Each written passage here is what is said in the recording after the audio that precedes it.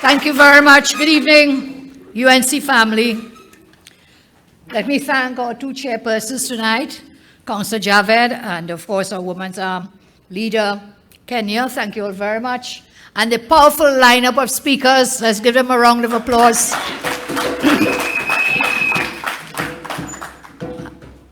Anne Roberts, Senator, MP Rudal Munilal, MP David Lee, and Senator Jill and John. So we've had some tremendous speeches tonight as we thank them.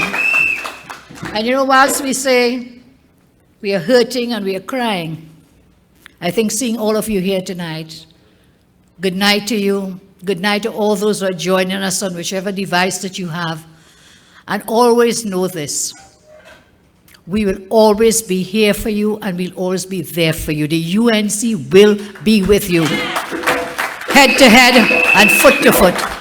And as I listen to our speakers tonight, I'm reminded of something that sometimes we forget it, but Anil never forgets it. Kirk Megu never forgets it. You know what it is? They're those armchair politicians and the keyboard warriors. They say nothing different. UNC, PNM, same waste of time. But tonight when you listen to the speakers, it is very clear that nothing is further from the truth. The UNC functions and governs in a manner that is totally people-centered. And in every regard, you know, one of you mentioned tonight, the Ministry of the People, I think it was David Lee, when he said, when we form the government again, within 90 days, we will re-establish the Ministry of the People. And when JJ reminded us tonight of when we went into those areas, in the flooded areas and so on, the Ministry of the People, the personnel, the then Minister Glenn Ramadar Singh, and the personnel from the Ministry of the People were on the ground, on the field, looking after the needs of people. And when there was flood, yes, we were out there with boots on the ground. Whatever it was, we were there. JJ mentioned the fire. I was there. In those apartments, the AGC apartments, where the fire caused the loss of 2 children. I was there. And you were right, they didn't vote for me. They didn't vote for the UNC, but it doesn't matter whether you vote red or yellow. At the end of the day, I have told you it is the same red blood. If you cut me, if you cut any human being, it's the same red blood. So there's no race in this. I tell you, Morgan Job used to tell us, don't see race in every face, see grace in every face. Because we are all children of one God. We are all children of the same God. Whichever name we may call that God, we are all children of God. And therefore, that is why that humanity and that love is so important. You can have all the power in the world, you could fight all the politics you want, but if you do not have a heart for people, if you do not care for people, then you can never ever govern for the benefit of the people of your country or any country. Never, never ever. And I know we are talking about the flooding and we are crying about the flooding. I watched Faris earlier on TV, I think on Ian Ali's program, a piece of his press briefing, and he was saying 11 out of 14 regional corporations are impacted. Well, whose fault is that, Faris? Is that something to boast about, that 11 of the 14 corporations are underwater, we are flooded? Look, you look at all the headlines, Express headlines. We never had it so high before. Al-Rawi, brace for more rainfall. But while we bracing for rainfall, he in a fet, in a black tie, in the mayor's ball on Saturday night, jumping up and flexing. And I heard JJ tell us, I didn't know that part, that Heinz was also there, wanted to do the Rasta dance.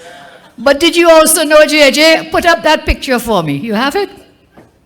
This is this man sleeping on the job anywhere he goes. Anywhere he goes. So he probably did a 1-minute Rasta dance. And I'm told this is at 8:30 that evening, Saturday night. Sleeping on the job. Yes. You know, this social media, and it is a very deadly thing. It is totally deadly. You know, you just can't hide anymore.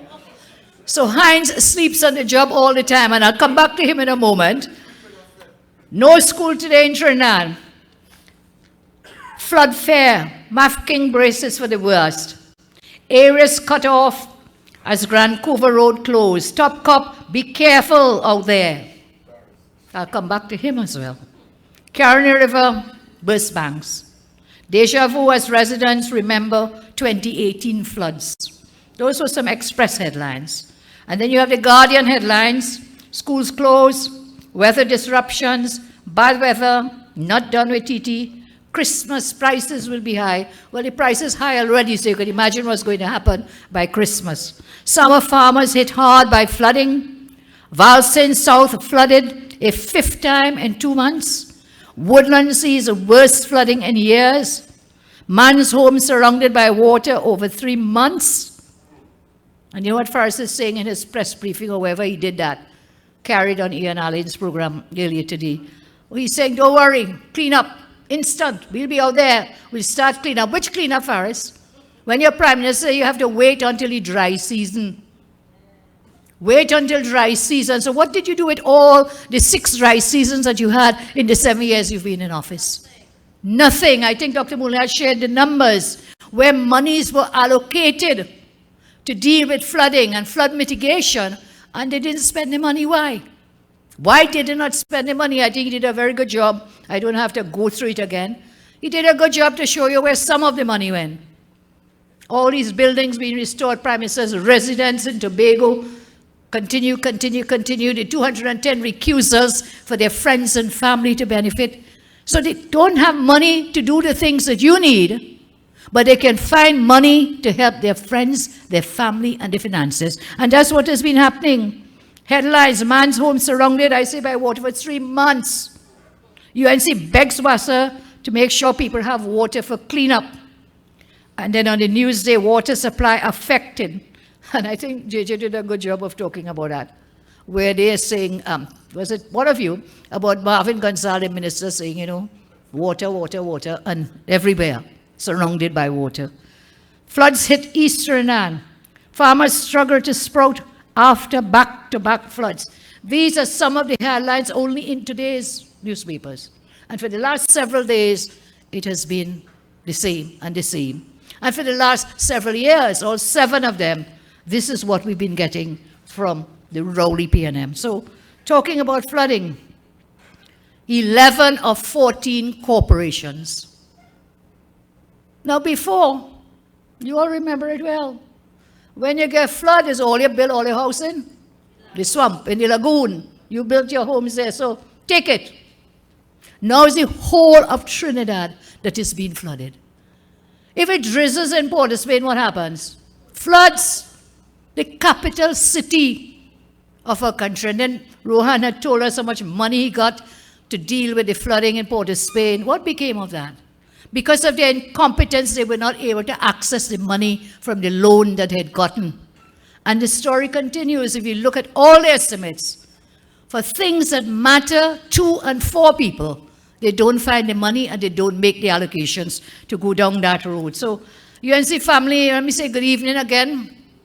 I'm very pleased that we could meet, and I'm always energized, even though we are sad and unhappy at what is happening, all these things affecting the tragedies in our country.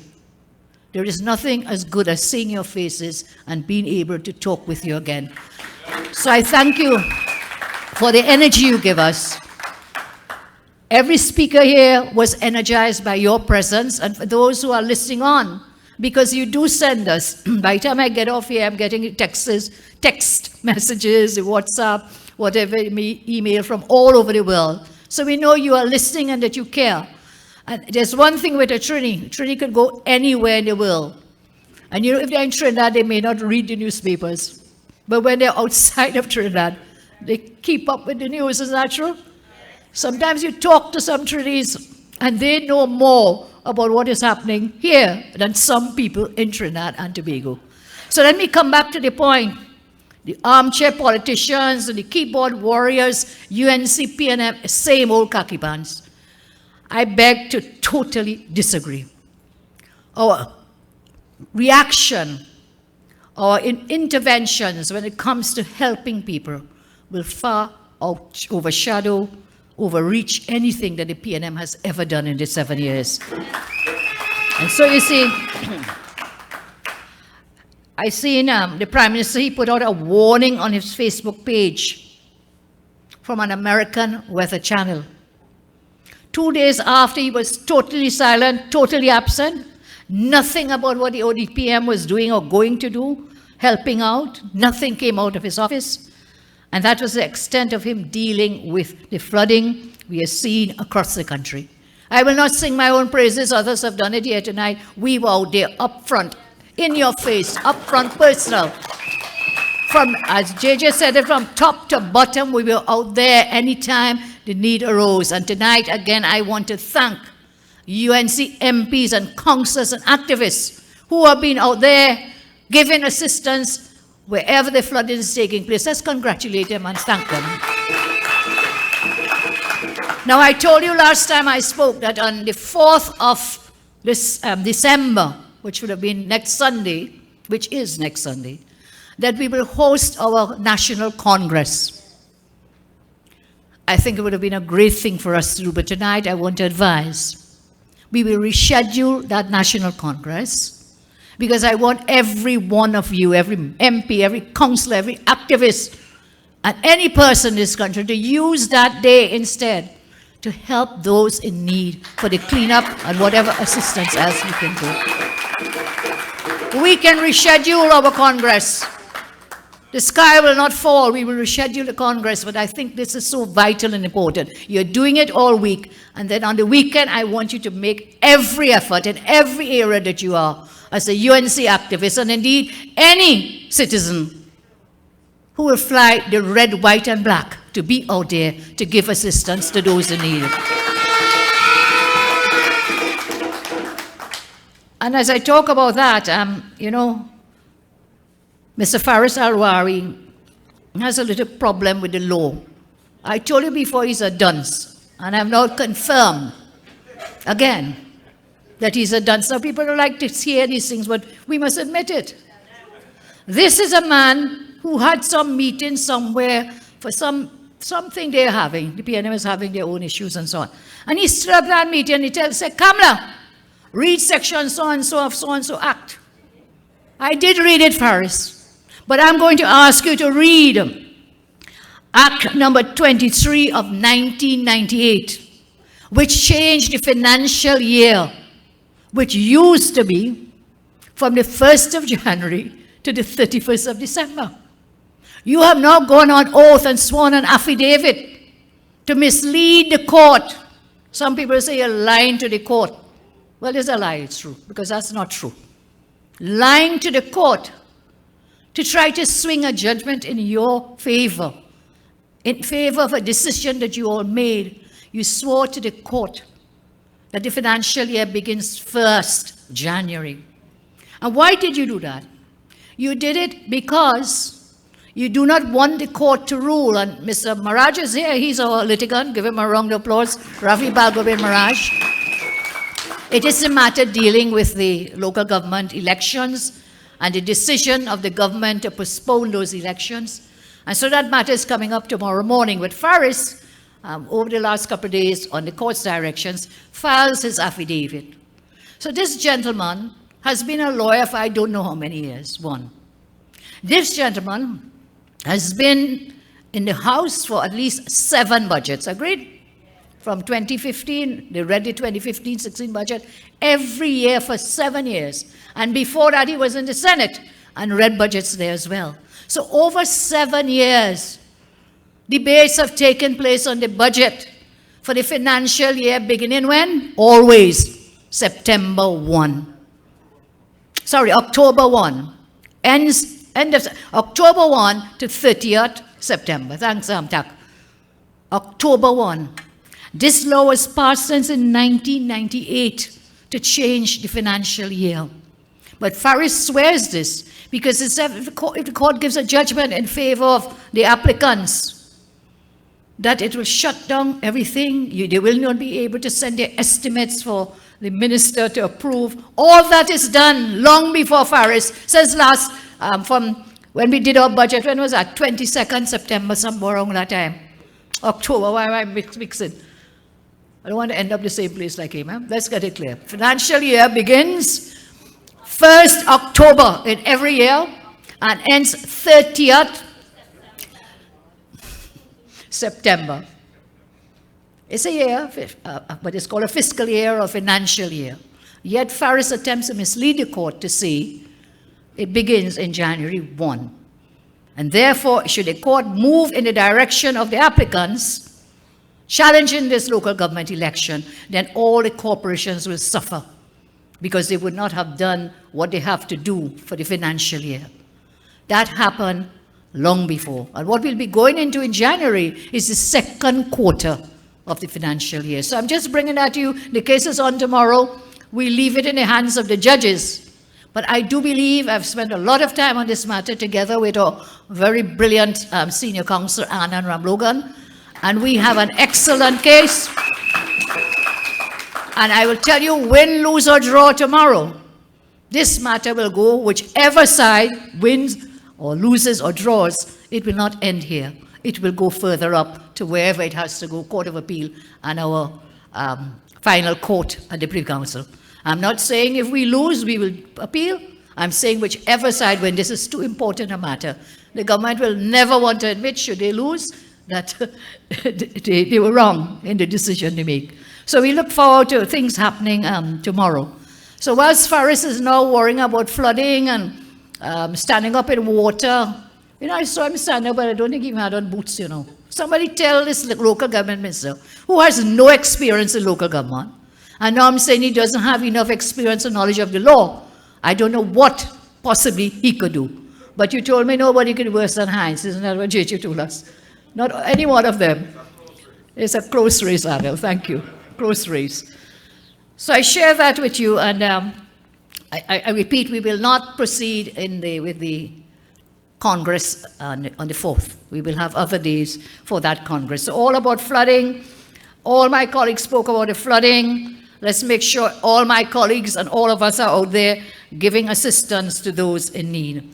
The issue of the farmers, I spoke of that recently, and I think it was last week, Monday, when I said that we had started a process to do an insurance for farmers, an insurance scheme. And after I spoke, our General Secretary, Peter Kanhai, showed me an article where we had actually begun the work to set up the insurance fund to help farmers when disasters like these happen. And, well, then we went out of office, and as you know, JJ tells us elections have consequences, and the PNM never carried it through. 7 years later, all these years of flooding, can you imagine how much help people would have gotten had we put that? So when you give us the authority to form the next government, we will put in place insurance policies for farmers. Crime. Well, I showed you this man sleeping on the job. Last month when I spoke, I told you we were going to do a motion in the Parliament about crime. Finally, we were able to debate a private motion brought by a former senator, now MP Saddam Hussein, on the government's failure in dealing with crime. And it was the most amazing thing that the Minister of National Security got up to respond and had absolutely nothing to tell the country in that parliament, nothing to tell the country what the plans were. We have now passed the bloodiest year in our history with the number of murders. The second highest, which was the highest until yesterday, was also under the PNM. And now under this Rowley PNM, we have passed that grim statistic of having the most murders in a year in the entire history of Trinidad and Tobago. In the entire history of Trinidad and Tobago. And all of this under Rowley's PNM and, of course, Minister Hines. So Jacob's come to tell us, Mr. Jacob, I have respect for your office. But I find it really, really totally out of place for Jacobs to be coming to tell us that we must support bail legislation. When the people absconded from the Pennywise, we must support the bail legislation. The answer is not to lock up everybody. You don't have space in the jails for everyone. Your answer, mouthing, you're in fact parroting, repeating what this government is telling you. When you had the bail law, what happened? Did the murders decrease? No. That is not the recipe, not the formula to bring down crime. It is not, it is not, it is not. And when will you ever learn?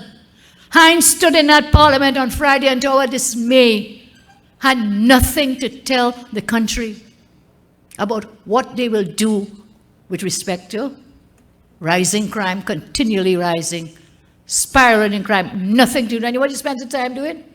He spent his time instead talking about Kamala put back somebody in the Senate. What that has to do with spiraling crime? What does it have to do? And that's how they are. They never deal with issues. They always come with what people, you will know the words, some of you, ad hominem attacks. They cannot deal with the issue, so they go at the person. And JJ, don't bother me, Rowley, talking about me in 90 and thinking, that and God face he will never see. Never ever see. That's worry. That's worry. Worry at all. But that's how they attack people. They attack people personally when they cannot deal with the issues. See, calling different people name and whatever and whatever. And Saddam got up to object because you cannot impugn a person from the other house, Senate, in our house and vice versa. Of course, the parliament did not see that way, and he continued and was allowed so to do. But what does that have to do with fighting crime? You know, you never lock up Anil. Whatever it is happened. The man went to court, he win the case. You all remember that? Yeah. But these people repeat the same lies, and sometimes I get so exasperated because some of our own people sometimes buy any lies. They buy it hook, line, and sinker. And if you cannot understand and learn to believe that they will lie, and when you tell them they will lie again. I told you tonight about that house, the Tobago house. Correct. These fellas repeating the lie when the document we have was filed in the parliament, by the office of the Prime Minister, which totals the $63 million spent on that house.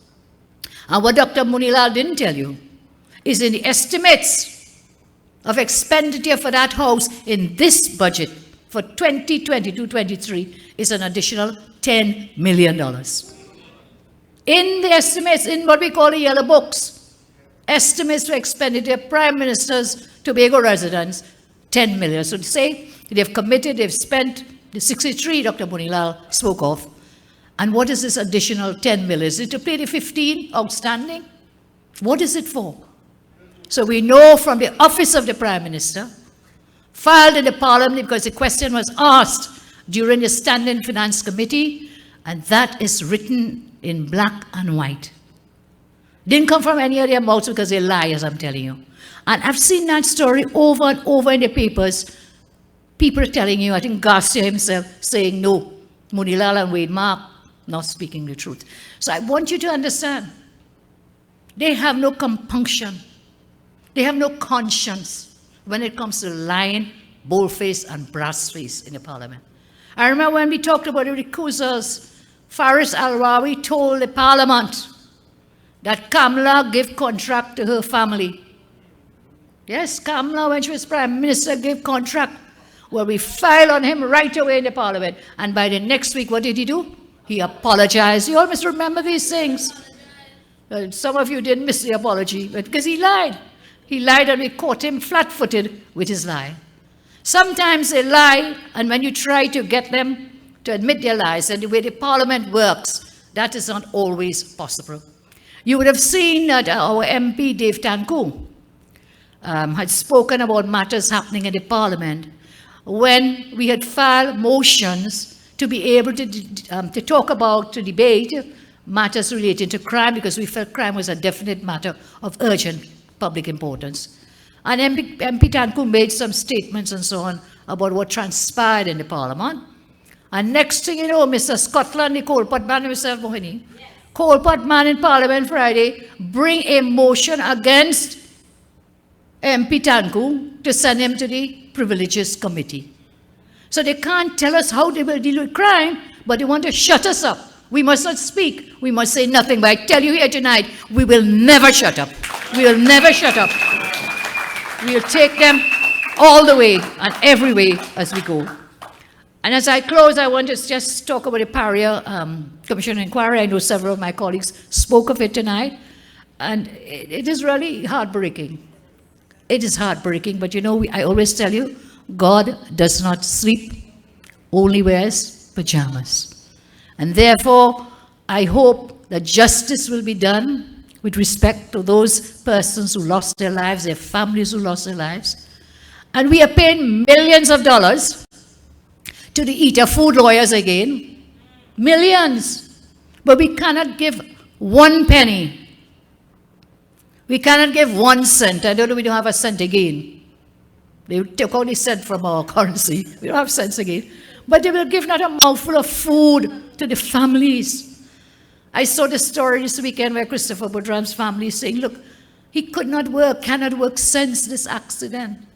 He has children, wife, all those divers.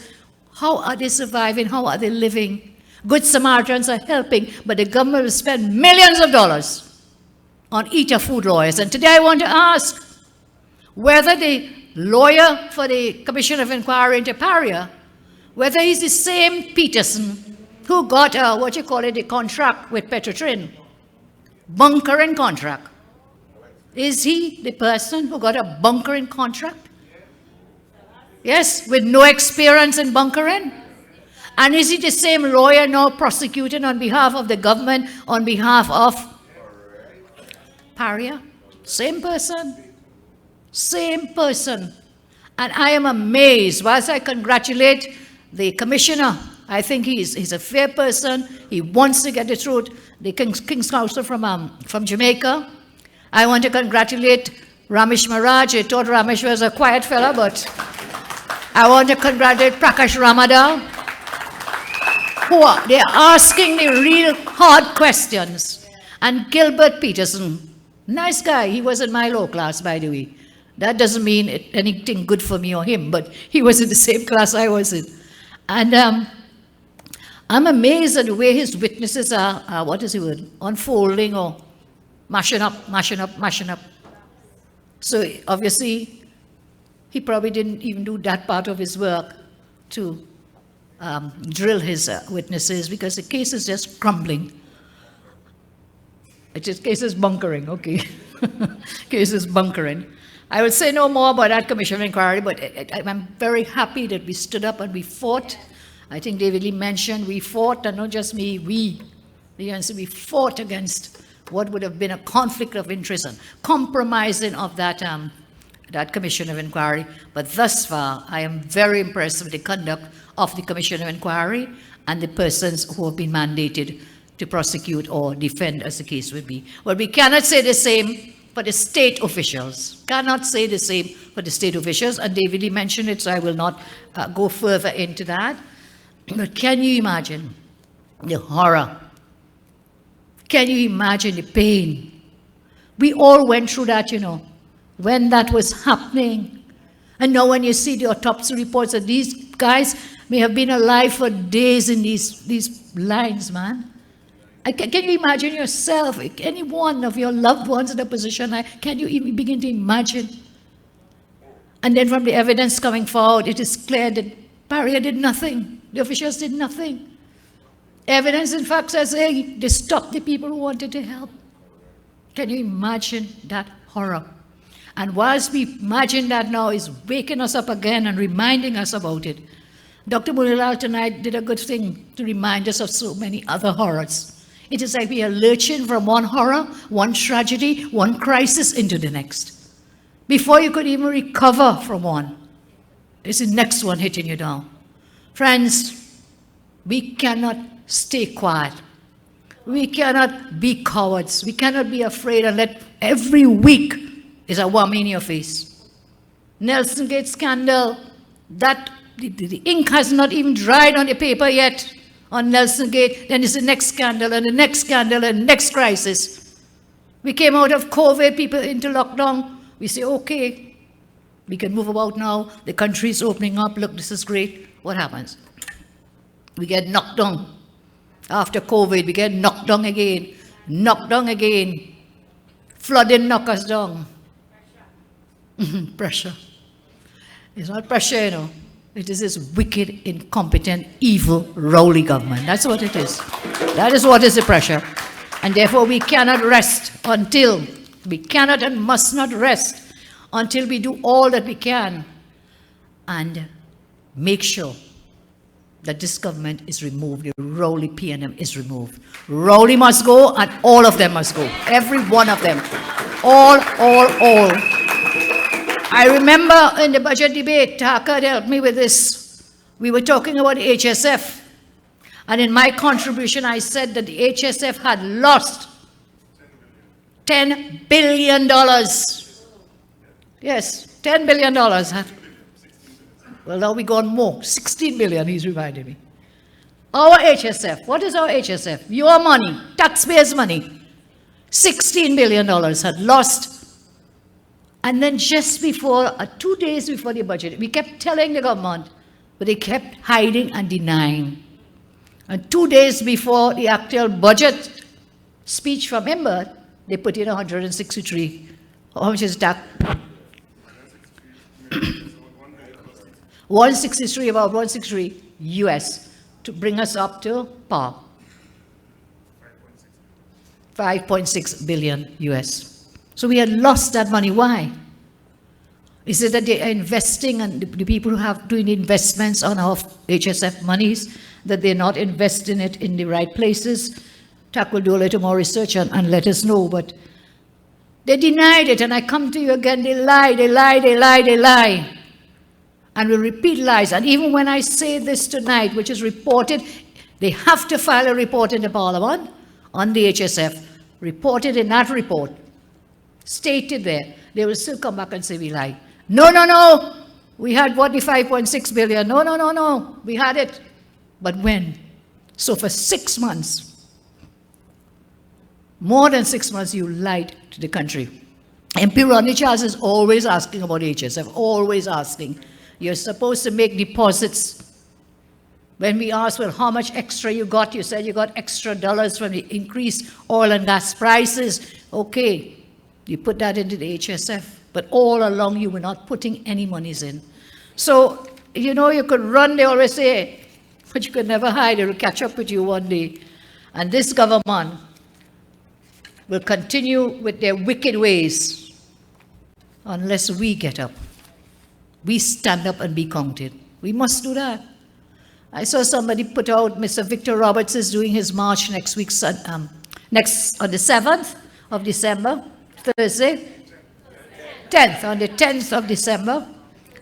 First leg, first phase. And I saw somebody in response put up a message saying, if you take off your UNC shirt and put on a red, white, and black shirt, I will come and march with you.